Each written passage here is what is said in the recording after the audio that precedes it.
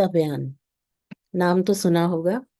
एकता बयान para sports की दुनिया में एक बहुत जाना माना नाम है। इनको कौन नहीं जानता। मैं इनको गोल्डन गर्ल बुलाती हूँ क्योंकि इन्होंने 2 इंटरनेशनल और 8 नेशनल चैंपियनशिप्स में गोल्ड मेडल जीता है, तो ये गोल्डन गर्ल है। 2003 में इन्हें स्पाइनल कॉर्ड इंजरी हुई थी, लेकिन उसके बाद इनकी सर्जरीज हुई, रिहैबिलिटेशन हुआ और बहुत समय बाद इन्होंने स्पोर्ट्स को चुना। स्पोर्ट्स को इसलिए चुना कि वो उन्हें लगता था उनकी फिजिकल एक्टिविटी में हेल्प करेगा। लेकिन स्पोर्ट्स और एकेडमिक्स, अपनी हायर एजुकेशन को भी इन्होंने बिल्कुल नेग्लेक्ट नहीं किया। हरियाणा स्टेट सिविल सर्विस की ऑफिसर हैं। इन्होंने वो एग्जामिनेशन क्लियर किया और वो हरियाणा सिविल स्टेट सर्विसेज में ऑफिसर के पोस्ट पे नियुक्त हुई। 2016 में इन्होंने पहला अपना मेडल जीता, जो कि IPC para athletics grand pre में एक सिल्वर मेडल था। और उसके बाद पीछे मुड़कर नहीं देखा। लगातार रिगरस अपनी जो ट्रेनिंग है, जो स्पोर्ट्स की ट्रेनिंग है, वो करती गई और आज तक कर रही हैं। एकता ने एशियन पैरा गेम्स 2022 में वुमेन्स क्लब थ्रो इवेंट में भी पार्टिसिपेट किया और ब्रॉन्ज मेडल लेकर आई देश के लिए।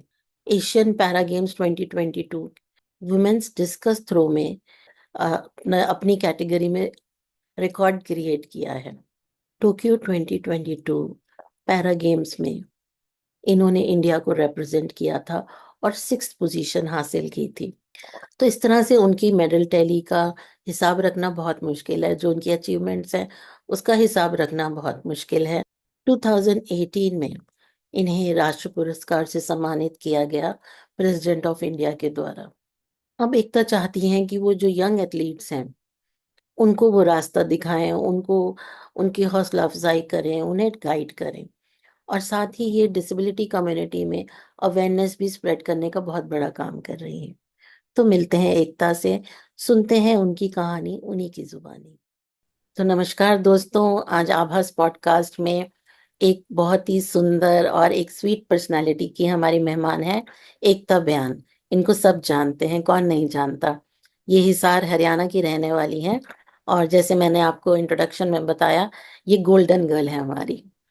तो hello Ekta, welcome. Hello ma'am, good morning. Good thank morning. You so much for inviting me here. No, आपने बहुत इंतजार करवाया। अरे it's my pleasure that you are here. तो नहीं, मैं तो सोच रही थी मैम ने इतने टाइम से पॉडकास्ट स्टार्ट किया है and she is not inviting me since ऐसा हो नहीं फ्यू सकता कि मंथ्स आई वाज वेटिंग। एकता को नाम ना हो, ऐसा हो ही नहीं सकता।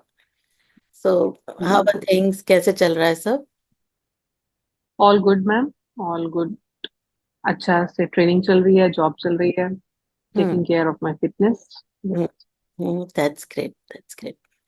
सो एकता, जैसे कि हम सब जानते हैं, सबने सुना है, बहुत जगह पढ़ा है आपके बारे में कि आपको 18 इयर्स की एज में स्पाइनल कॉर्ड इंजरी हुआ था। तो जी। बताएंगे कैसे हुआ ये सब? जो मुझे इंजरी है ma'am, spinal cord injury cervical level पे है और ये मुझे एक रोड एक्सीडेंट के कारण हुआ। अच्छा। And in that accident, uh, my spine was crushed at cervical level. I broke my neck. Oh. And whenever people ask me about my accident, I really want to create awareness uh, about the first aid availability in our country. Firstly, the accident occurred because of the negligence of the driver, and secondly, the traffic rules are not followed. So because of that, in our country, like thousands and lakhs of people are becoming disabled. तो ma'am accident हुआ, that is because of negligence of when the traffic rules were not followed. And उसके साथ साथ जो first aid provide की करवाई जाती है दुनिया भर में, वैसी फैसिलिटीज हमारे देश में नहीं है। हम्म। जैसे ही मेरा एक्सीडेंट हुआ तो like initially 10 to 12 hours were wasted in roaming here and there, छोटे क्लिनिक से बड़े हॉस्पिटल से the right place. So it took long वहां तक जाने में। And apart from that, the way I was lifted from the accident spot hmm. created more damage in my injury. Oh. Like no support was given to my neck, and randomly four लोगों की intention बहुत अच्छी होती है कि वो help करते हैं, but sometimes because of that when I was taken out of that accident spot, तो बहुत रैंडमली जैसे लोगों ने मदद करनी थी उन्होंने जल्दी से बाहर निकाला, तो उस दौरान गर्दन को सपोर्ट नहीं मिला, अच्छा। और गर्दन में और इंजरी, मतलब जितना डैमेज था एक्सीडेंट के कारण उसके बाद वो और भी बढ़ गया। Okay. And randomly four people were carrying me by my four limbs, and hmm. no support was given to the spine or my neck. So because of that, mm, की केयर नहीं हुई टाइम पे, तो damage was more in the spinal cord injury. Hmm. So I wish कि हमारे देश में इतनी अवेयरनेस हो, या पैरामेडिकल फैसिलिटीज ऐसी हो कि hmm. They must be arrive at the accident spot very soon and provide the right kind of treatment that is required या for the person. या और मुझे लगता है एकता, ये इस चीज की ट्रेनिंग और अवेयरनेस इवन ट्रैफिक पुलिस को भी नहीं होगी, क्योंकि एग्जैक्टली मैम, इससे बिल्कुल। पहले शायद वो लोग ही आते होंगे एक्सीडेंट स्पॉट में, या अगर वो मौजूद हो। मैं मेरी बात करूँ तो जैसे मैं आई was conscious at that time, and मतलब बहुत सा समय तो इस चीज में जाहिर हो गया कि एक्सीडेंट मेरा दिल्ली बॉर्डर पे हुआ था, कि केस एक्सीडेंट का है या हरियाणा का है। हो। तो मतलब पुलिस, मतलब I was conscious and I was listening their conversation कि वो कह रहे थे नहीं हरियाणा का केस है, वो कह रहे नहीं दिल्ली का केस है। हाँ तो हाँ पुलिस वाले ही आपस में, तो हाँ। ऐसी भी मतलब सिचुएशन क्रिएट हो जाती है कि instead of providing the immediate help to the person hmm. For the formalities, और उस चीज में बहुत वक्त जाया हो जाता सब people keep on passing the buck, कि नहीं वहां का है है। वहां का है। कोई उस समय इमीडिएट एक्शन नहीं लेना चाहता। तो फिर राइट। अल्टीमेटली ये कहाँ का केस था, हरियाणा का या दिल्ली का? केस तो हरियाणा में उन्होंने लौटा दिया। आई अच्छा। वॉज एट द कुंडली बॉर्डर, जो दिल्ली और हरियाणा का बॉर्डर है, वहां पे एक्सीडेंट हुआ था। तो okay. Initially I was taken to a clinic nearby जहाँ एक्सीडेंट हुआ था। उसके बाद फिर मुझे दिल्ली लेकर गए। ओके। दिल्ली एक गवर्नमेंट हॉस्पिटल में लेके गए, and I will say I wasted my 3 days there. And वहां पे बिल्कुल डॉक्टर ने ब्लंटली बोल दिया था कि there is no scope of her survival. So okay. Fortunately my parents searched for the right kind of treatment in Delhi. एक जगह से दूसरी जगह they carried my reports, and finally we came to know about Indian spinal injury centre. Okay. तो उससे पहले हमें नहीं पता था कि रीढ़ की हड्डी की चोट क्या होती है, या व्हील चेयर यूजर को किस टाइप का डे टू डे होता है, या। जो शेड्यूल होता है। तो हम्म। उधर उस हॉस्पिटल में जाने के बाद उधर हमें पता लगा कि what exactly my injury is, and what are the consequences of this injury, and even on wheel chair life is possible. Yeah. क्योंकि अब भी हमारे देश में रिहैब सेंटर्स नहीं है उस मात्रा में जितनी हमें जरूरत है। हम्म। और अगर मैं बात करूं कि सरकारी अस्पतालों की, वहां पे अब भी स्पाइनल कॉर्ड इंजरी का नाम लेते ही मतलब they just leave the case.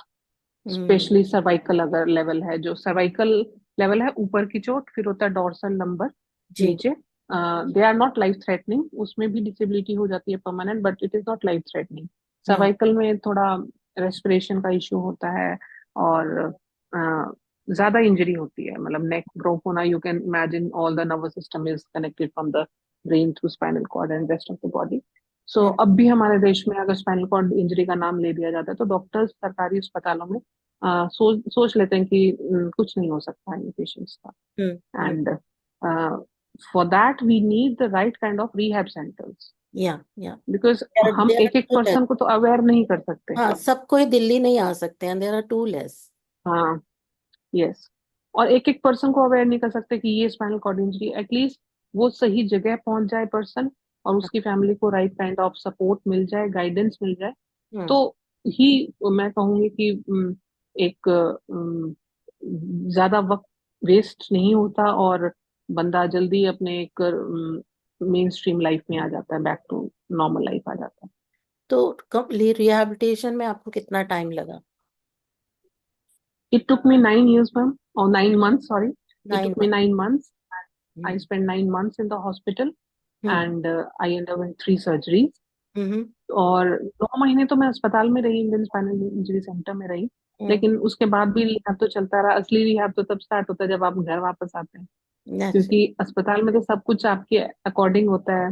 वहाँ पे स्टाफ होता है, वो आपको शिफ्ट करवाना जानता है। वहाँ पे दरवाजे खुले होते हैं कि आपकी व्हील चेयर जा सकती है, वॉशरूम्स एक्सेसिबल होते हैं, रैम्प्स होता है, लिफ्ट्स होती हैं। बट असली चैलेंज तो तब आता है जब आप अपनी वापस उस दुनिया में जाते हैं जहाँ इंफ्रास्ट्रक्चर की बात करूँ तो वो भी एक्सेसिबल नहीं होता। और फिर लोगों की बात करूँ तो वो तो आप जानते ही हैं कि उन्होंने जब एक लड़की को भागते दौड़ते देखा था और वो अब सडनली व्हील चेयर पे आ गई थी, तो हम्म। उन लोगों से इंटरेक्ट करना and coming back to the infrastructural challenge in hmm. My city was a big thing for me, not so only for you me are but for my Hisar in family. Hisar right now?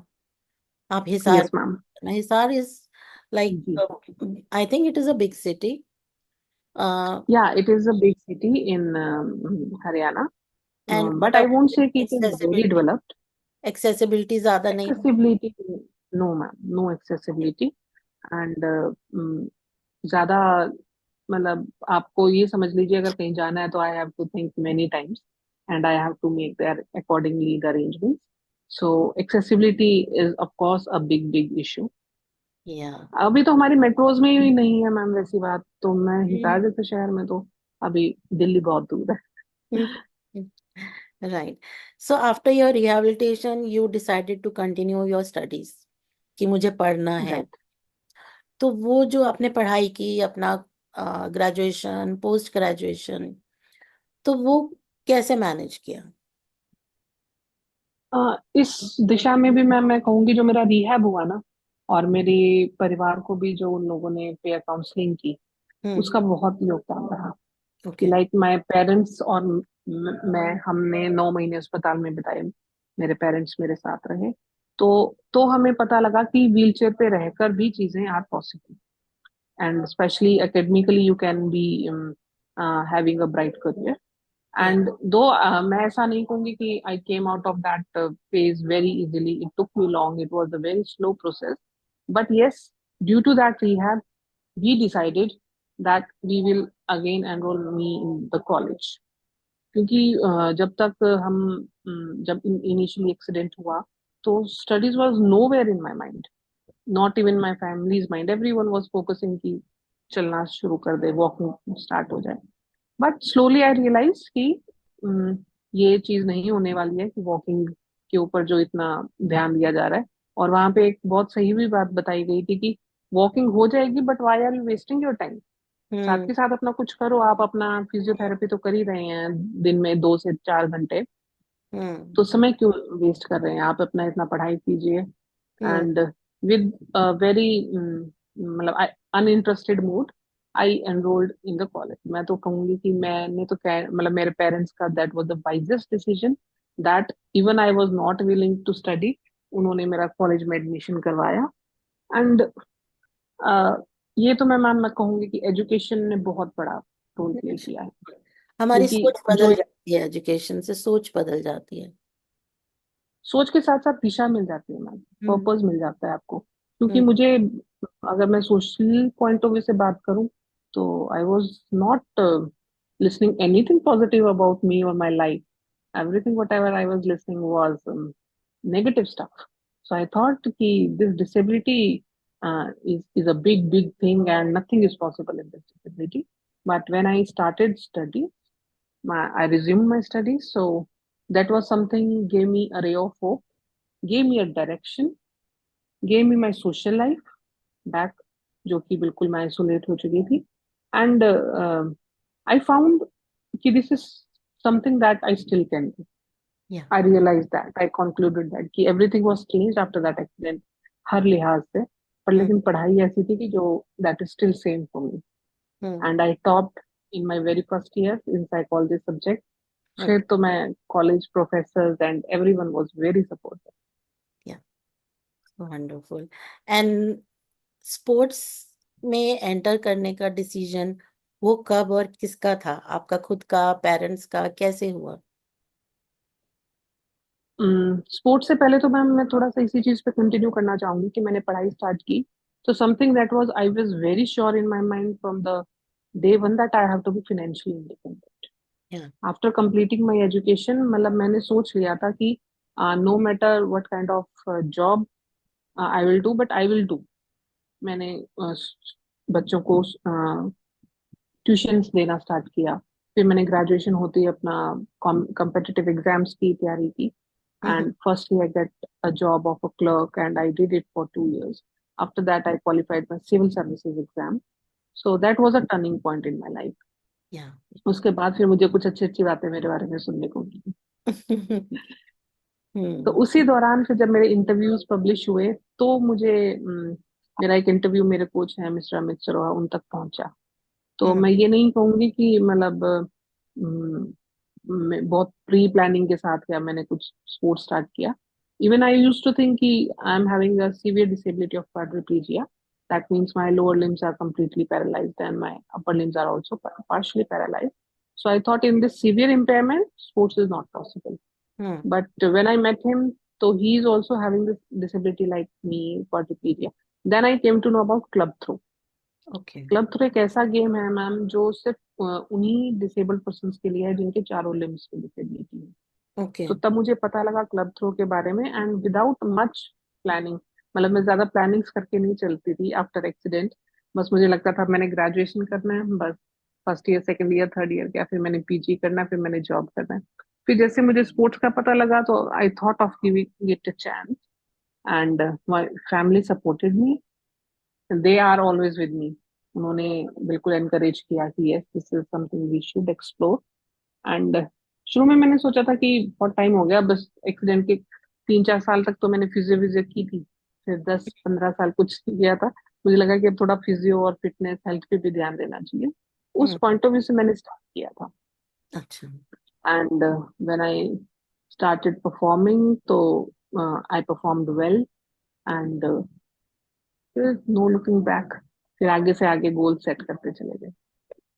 तो आपका पहला international event कौन सा था?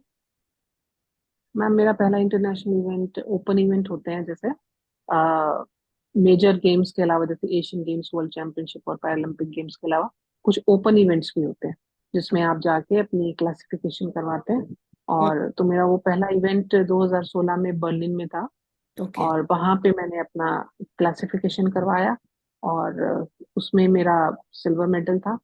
So that was my first international travel. Hmm एक बात और मैं बताना चाहूंगी आपको कि जब तक मैं स्पोर्ट्स में नहीं आई थी उससे पहले मैं सिर्फ हिसार, दिल्ली और चंडीगढ़ गई हम्म थी, सिर्फ अपने डॉक्टर्स के ट्रीटमेंट्स के लिए या एग्जाम देने के लिए। तो मुझे ये भी लगता था कि शायद मुझे स्पोर्ट्स के माध्यम से कुछ वो भी अपॉर्चुनिटी मिलेगी। तो हम्म मतलब मैं ये इसलिए बताना चाह रही हूँ कि how restricted lives before sports. मतलब I was completely restricted to my city, and if I was traveling, it was only for my exams or my doctor's visit. या So otherwise, the life of persons with disabilities are really very restricted to their hometowns. So the world opened up for you ना? Yeah, bilkul. It was my first air travel. It was my first foreign travel. Not even mine, but मेरे parents का भी, मतलब mother का भी. हम्म So yes, it opened a world of opportunities for me. And the next big medal came? That was Asian Games, ma'am, in 2018 which medal did in you club get? throw. Club throw? I got my in club throw. I won gold medal. Okay And उसी साल फिर हमारे honourable prime minister sir ने मन की बात में मेरा स्टोरी शेयर किया। अच्छा फिर मुझे लगने लगा कि yes I have achieved something. And people start in my home town, people started recognising मी।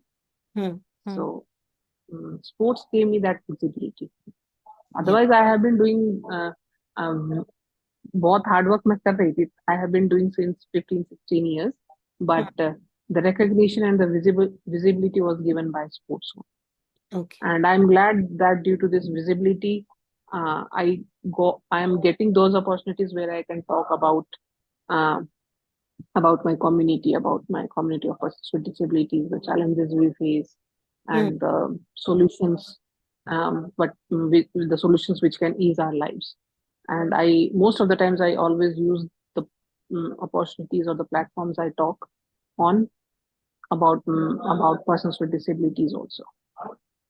या that's a great service also कि आप अपनी कहानी के साथ जरिए, story telling is very powerful tool कि आप अवेयरनेस लेकर आती हैं, लोगों को बताती हैं।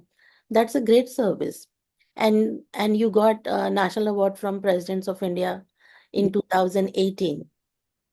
Yes, yes, 2018 was very happening year for me.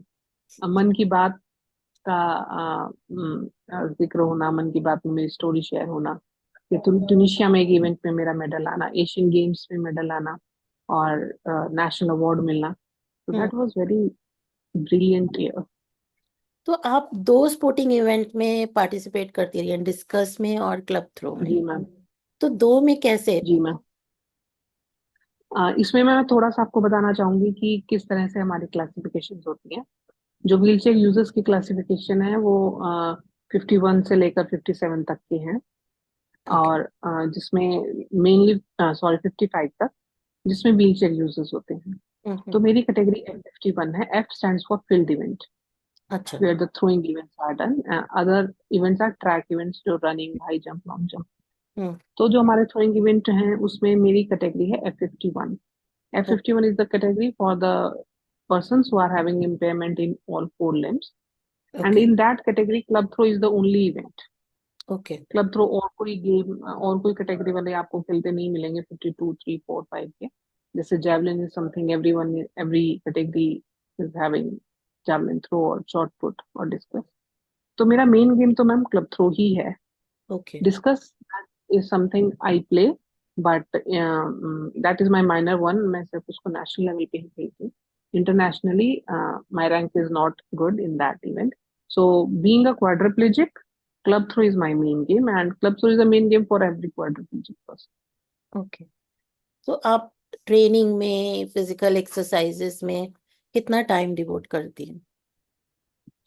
Uh, when like अभी जो इवेंट अभी अभी हमारा ऑफ सीजन चल रहा है, तो it is like 2 hours in the morning and 3 hours or 2 hours in the evening. Otherwise, the duration is increased by 1 or 1.5 hour for the every? morning and the evening session. Yes, और कुछ special nutrition भी? yes, ma'am. Special nutrition is very important because uh, being a wheelchair user, you are very prone to weight gain. Hmm. And जो मेरी injury है तो it is shoulder down paralysis. तो okay. Abdomen muscles और कुछ भी जैसे work नहीं करता। तो quadriplegic person are very prone to weight gain. So we have to be very cautious, and even after taking precautions and questions, weight gain हो जाता है। तो yes, we have to be very careful about our diet. और लेकिन उस जिसे आप club throw करती हैं या डिस्कस करती हैं, तो ऐसे में आपको प्रोटीन इंटेक शायद ज्यादा चाहिए होता होगा, मसल मास के यस मैम। लिए और स्ट्रेंथनिंग के यस लिए। Ma'am. So that must be a balance exactly. Diet ना, उसमें वो जरूरी है। Right, right. हम्म। हाँ, क्योंकि हमारी जो डाइट है वो दैट इज मेनली कार्ब्स होते हैं बहुत ज्यादा हमारी डाइट में। It hmm. Is more about chapati and rice. So yes, उसको कट करके we have to be, we must focus on the protein intake. दाल या डेयरी प्रोडक्ट्स या हम्म। एग्स पे हम्म। ज्यादा हमारा फोकस होना चाहिए। सो एकता, जैसे अब पहले का पैरालंपियन परफॉर्मेंस इंडिया का और अब में, it's been like remarkable change, remarkable progress. बिल्कुल। तो बिल्कुल ma'am. What do you think, ये चेंज क्यों हुआ, कैसे आया चेंज? मैं इसमें मैम दो पॉइंट्स बताना चाहूंगी।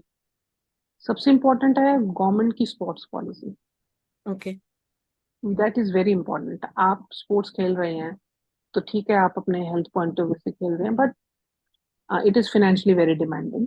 या। तो अगर एक एनकरेजिंग स्पोर्ट्स पॉलिसी है, अगर हम्म। आपको पार्टिसिपेशन पे, मेडल जीतने पे आपको जॉब मिल रही है, कैश हम्म। इंसेंटिव्स मिल रहे हैं, तो हम्म। वो बहुत बड़ा एक एनकरेजमेंट है। और मैं तो बात कहूंगी कि जो हम पर्सन विद डिसेबिलिटीज हैं, हम्म। जिनके लिए बहुत कम अपॉर्चुनिटीज होती हैं जॉब अटेन करने की। डिसेबल्ड पॉपुलेशन का literacy rate is very low, and people yeah. Are discriminated while providing job opportunities. Employment rate भी कम है। तो उस तरफ से स्पोर्ट्स एक बहुत अच्छा माध्यम है आत्मनिर्भरता का। हम्म। अगर आपको सरकार जॉब दे रही है, तो हम्म। बहुत अच्छी बात है। हमारी भारत सरकार की जो पॉलिसी है वो एबल बॉडीड एथलीट्स के लिए और पैरा एथलीट्स के लिए सेम है। हाँ। अब हमारे नीरज चोपड़ा जी जो विन कर रहे हैं, और जो सुमित अंतिल जी हमारे गोल्ड मेडलिस्ट हैं, तो they are treated at par by government of India. Hmm. But the situation is not same in every state. Okay. हाँ, कि बहुत सी स्टेट्स ऐसी हैं हमारे देश में अभी भी जो एबल एथलीट्स को और पैरा एथलीट्स को इक्वली ट्रीट नहीं करती. तो ओके. आई विश कि आने वाले समय में ये बराबर रहे. कुछ स्टेट्स में है, उत्तर हम्म. प्रदेश में है, राजस्थान में है, कुछ स्टेट्स में ये है, but not in every state. Still many para athletes in their respective states are struggling for it. Hmm. तो अगर एक एनकरेजिंग स्पोर्ट्स पॉलिसी है आपके पास, तो ये हम्म. आपको एक बहुत बड़ा मोटिवेशन है स्पोर्ट्स कंटिन्यू करने का. या. और अभी भी हमारे देश में 95% पॉपुलेशन है जो डिसेबिलिटी की, उनको मैं कहूंगी राइट टू प्ले जो होता है, हमारे यूनाइटेड नेशन ने कहा है कि it is to play, it is our basic fundamental right. But वो नहीं है 95% पॉपुलेशन के पास, क्योंकि एक्सेसिबिलिटी चैलेंज है, या अवेयरनेस नहीं है. तो उस वजह से 95% population, you won't see kids with disabilities in the past. Yeah. That is very very sad. Hmm. मतलब बच्चे खेल नहीं पाते जो डिसेबिलिटी है, उनको अडेप्टेड अडेप्टेड स्पोर्ट्स के बारे में नहीं पता. तो अगर स्कूल लेवल पे और एक कम्युनिटी पार्क्स में एक्सेसिबिलिटी को ध्यान में रख के किया जाए, तो ऑफ हम्म. कोर्स ये जो 95% पॉपुलेशन है, ये भी हम कह सकते हैं अनटैप्ड टैलेंट है. तो हम्म. ये मेडल टैली और भी बेहतर हो सकती है. उसके अलावा second,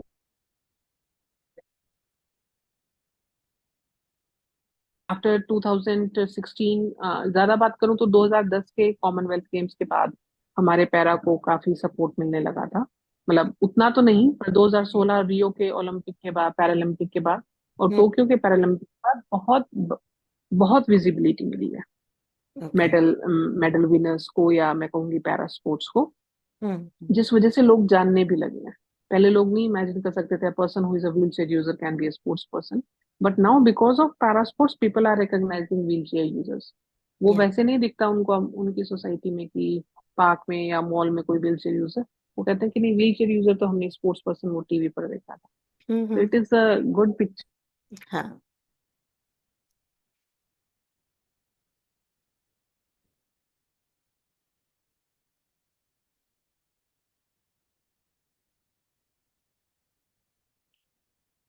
so it gives a strong message to the whole country hmm. कि फिर स्टेट गवर्नमेंट्स भी उनको पहले स्टेट करती है, और फिर प्राइवेट कॉरपोरेट कॉर्पोरेट वर्ल्ड भी उनको इनवाइट करता है to state. So this is something very, मैं कहूंगी it is a very bright picture. Due hmm. To this awareness बढ़ रही है, और बहुत से पैरा एथलीट्स को आगे बढ़ने का मौका मिल रहा हाँ, और साथ में मीडिया कवरेज भी बढ़ रही है. है. बिल्कुल मैम, मीडिया बिल्कुल मैम. कवरेज बढ़ने से और बहुत फर्क पड़ता है. बहुत फर्क पड़ता है. हाँ, और मैम देखो देखो, सबसे बड़ा चैलेंज तो यही है कि स्पोर्ट्स तो अब भी बहुत बच्चे स्टार्ट करना चाहते हैं. अवेयरनेस नहीं है कि मैं कौन सा गेम करूं, मेरी कौन सी कैटेगरी है, मैं किसके पास जाऊं कोचिंग लेने के लिए. तो हम्म. बहुत सारे वो चैलेंजेस हैं. हम्म. उस दिशा में तो हमें बहुत अवेयरनेस क्रिएट करने की जरूरत है.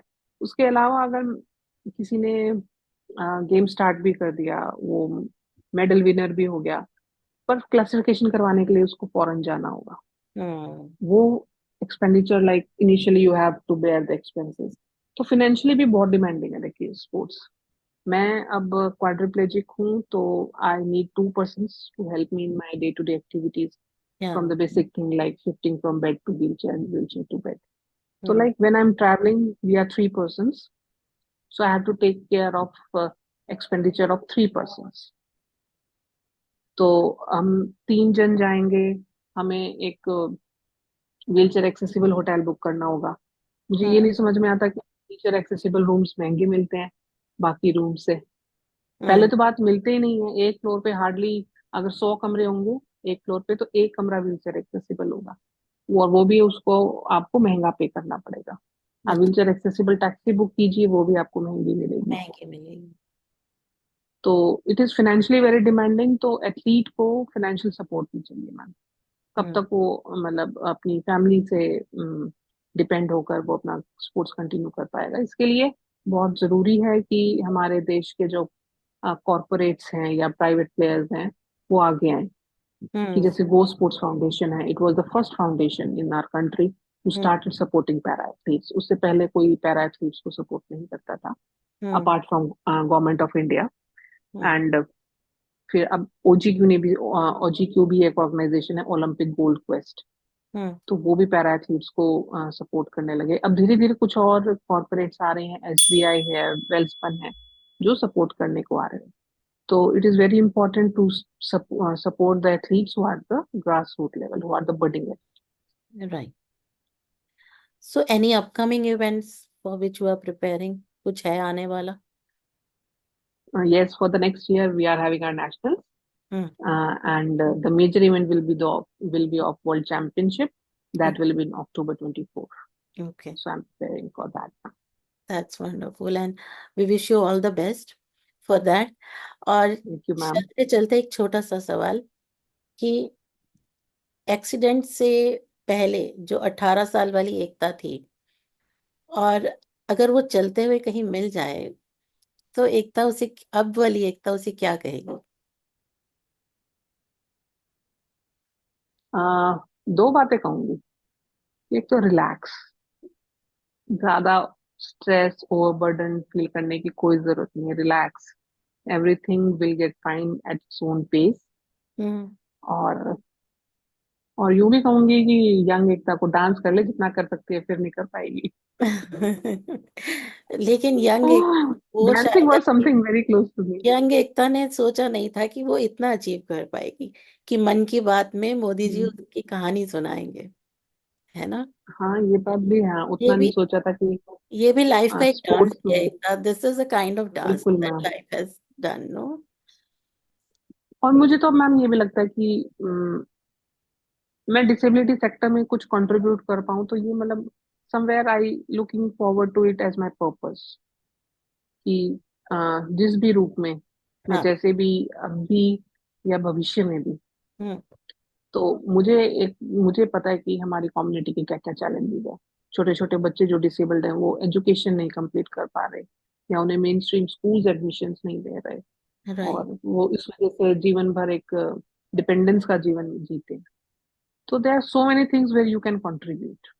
या एंड आई तो I I may suggest you, अगर कर पाओ, तो स्टार्ट राइटिंग अबाउट इट।